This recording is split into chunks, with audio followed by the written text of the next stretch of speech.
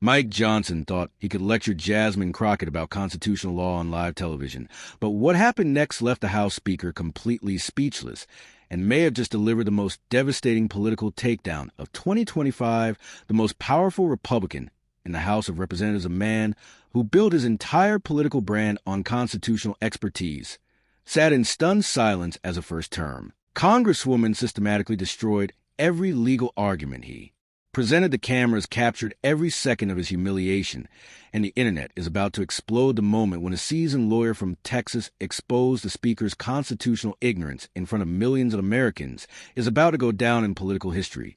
But before we dive into how Jasmine Crockett ended Mike Johnson's credibility with one brilliant legal argument, understand that this wasn't just a political disagreement. This was a masterclass in how preparation, legal expertise, and fearless determination can dismantle even the most powerful opponents. Johnson walked into that hearing room thinking he could easily handle any questions about his controversial emergency powers bill, but he walked out looking like a law student who had just failed his final exam in front of the entire class, and Johnson's face at the end reflected pure political devastation, the kind of moment that ends careers and creates legends. We are talking about a constitutional scholar getting schooled so thoroughly that even his own Republican colleagues couldn't defend in the aftermath is still sending shockwaves through Washington. And you are about to see exactly why. Here is what you need to understand about this epic confrontation. On one side, you had Mike Johnson, Speaker of the House, constitutional lawyer, a Louisiana Republican who had been playing politics for decades. He was used to being the smartest person in the room, the one who lectured others about the Constitution and legal precedent. Johnson had built his reputation as a constitutional scholar long before entering politics, working as a lawyer for the Alliance Defending Freedom, where he argued religious liberty cases before federal courts. His rise to Speaker wasn't accidental. Republicans chose him specifically because of his legal background and supposed constitutional expertise.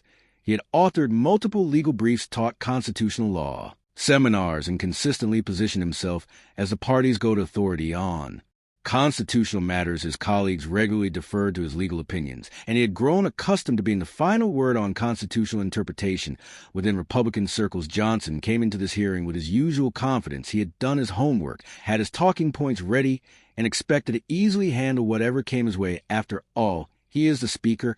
He controls the agenda, the timing, the entire flow of House business. More importantly, he genuinely believed his legal analysis was bulletproof. His staff had prepared extensive briefing materials, and multiple constitutional law experts had reviewed his position.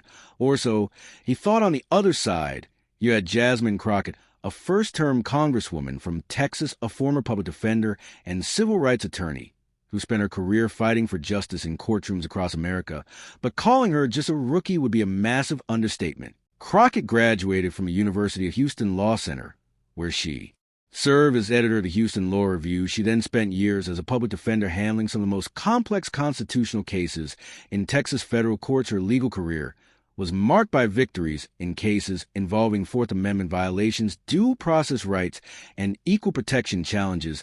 She had argued before the Fifth Circuit Court of Appeals multiple times and had never lost a constitutional law motion in federal court. While Johnson was giving political speeches about the Constitution, Crockett was actually litigating constitutional cases and winning them. But here's what Johnson didn't know. Crockett had been preparing for this moment for weeks while he was focused on party politics and media appearances. She was digging deep into constitutional law, studying precedents, and building an airtight legal argument that would expose the fundamental flaws in Johnson's position the stakes couldn't have been higher. This wasn't just about one bill or one vote. This was about the future of constitutional interpretation, about whether political convenience could override legal precedent, and about whether a first-term congresswoman could stand up to the most powerful Republican in the House. The issue at hand was Johnson's controversial interpretation of emergency powers during the ongoing border crisis. He had been pushing a bill that many legal experts said violated separation of powers principles. Critics called it unconstitutional, but Johnson dismissed them as partisan attacks. What he didn't expect was for someone with Crockett's legal background to step in and completely dismantle his argument on national television element. And the room appeared to be leaning in his favor until the chair recognized Representative Jasmine Crockett. What followed was not just a shift in tone, it was a complete unraveling of everything Mike Johnson thought he knew about constitutional law. Crockett began Calmly with a soft voice that masked the steel in her words, she did. Not grandstand, she did not posture. She simply asked a series of tightly crafted questions, each one a brick removed from the foundation of Johnson's argument. She began by asking him to define the exact constitutional clause that authorizes emergency powers claim. Johnson blinked, then gave a broad response about general congressional authority under Article 1. Crockett nodded slowly, then followed up by reading the exact language of Article 1 aloud to the room, asking where specifically it permitted Congress to bypass judicial review in times of domestic crisis. The room fell quiet as Johnson tried to maneuver, but Crockett wasn't finished. She then quoted the Federalist Papers, directly countering Johnson's earlier citation and demonstrating how the Founding Fathers explicitly warned against unchecked legislative power during emergencies. Her voice was calm, unwavering, clinical. In its precision, it was like watching a courtroom cross-examination. In real time, she pulled up case law from Youngstown Sheet and Tube versus Sawyer and dissected it line by line, showing how the Supreme Court had ruled against similar uses of emergency power when executive or legislative branches overstepped their constitutional limits. Johnson attempted to interject, pointing again to Dames and Moore v. Reagan, but Crockett cut through it by highlighting the key difference in legal context and judicial interpretation. Johnson leaned forward, brow furrowed, realizing that the lines he'd rehearsed were not holding up under this kind of scrutiny. Crockett then introduced an amicus brief co-authored by several former constitutional law professors who had reviewed Johnson's bill and deemed it incompatible with the separation of powers doctrine. Her legal grounding was meticulous, airtight, and devastatingly effective. By the time she finished, the entire room was silent. Even the Republican members who had been chuckling earlier were now staring at their notes, avoiding eye contact with their speaker. Johnson was visibly shaken, gripping the edge of the table as Crockett closed her time with one final statement. Sometimes the most dangerous power is not executive overreach, but legislative arrogance, cloaked in constitutional ignorance. And with that, she leaned back, leaving the Speaker of the House stunned in silence. The moment was historic, not just because of the legal points raised, but because of what it represented: a first-term Congresswoman standing on pure legal merit and dismantling the most powerful Republican in Congress, using nothing but the Constitution, case law, and irrefutable logic. Could feel it now. This wasn't just a heated exchange or a partisan moment. This was Jasmine Crockett taking a constitutional hammer to the very foundation of Speaker Mike Johnson's legal argument, and doing it with poised authority and irrefutable command of the law. She continued, moving from Youngstown to Korematsu to Ex parte Milligan, each time exposing how Johnson had either misunderstood or blatantly misrepresented the court's holdings in an attempt to justify legislative overreach. Mr. Speaker, in Korematsu, the court's decision was later condemned as a stain on our constitutional history, and yet you cite it as a pillar of support for unchecked government authority.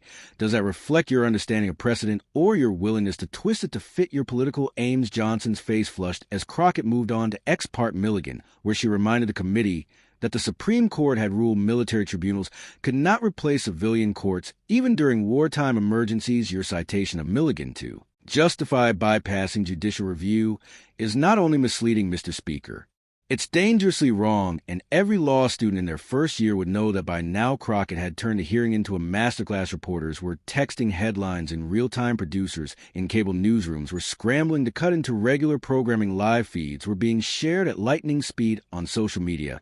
Every platform was blowing up with clips of Jasmine Crockett calmly and methodically dismantling the Speaker of the House on live television. And then came the moment that would be replayed across the world for days to come. Mr. Speaker, I don't know what concerns me more, the fact that you keep citing cases you clearly haven't read, or the fact that you're willing to build national security legislation on such shaky constitutional ground. Either way, it's not leadership, it's negligence. And with that, she stepped back from the podium, leaving Johnson slouched in his seat, papers disorganized, his expression one of someone who just realized the power dynamic in the room had fundamentally shifted. The hearing was officially over in spirit. Crockett had just put the gavel down herself. Everyone could sense that something historic was happening, but Jasmine Crockett was just getting started as she opened her folder and pulled out more documents, and with a steady voice said, "Now let's talk about Ex parte Milligan, another case you cited today. You use it to argue that wartime emergency powers justify suspending normal constitutional protections, but Mr. Speaker, that case explicitly states that the Constitution cannot be suspended even during wartime emergencies." She read directly from her Notes of Constitution of the United States, is a law for rulers and people equally in war and in peace. That is a direct quote from Milligan. Are you familiar with that part of the decision? Johnson's mouth opened and closed like a fish gasping for air. His usual confidence was completely gone, replaced by the dawning realization that he was being systematically exposed as constitutionally illiterate on live television. He began to speak in the context of that case, but Crockett cut him off and said, the context, Mr. Speaker, is that you're citing cases you haven't read to support positions they actually reject. That's not constitutional law. That's constitutional malpractice. The camera zoomed in on Johnson's face, capturing every moment of his growing humiliation. This was the Speaker of the House, supposedly one of the most powerful people in America, being schooled like a first-year law student who hadn't done his homework, and still Crockett wasn't finished. She was building her crescendo, and everyone in the room could feel it coming. Mr. Speaker, you graduated from law school, you've practiced law, you've taught constitutional law. How is it possible that you don't understand these basic constitutional principles? She paused, locking eyes with Johnson's increasingly panicked expression.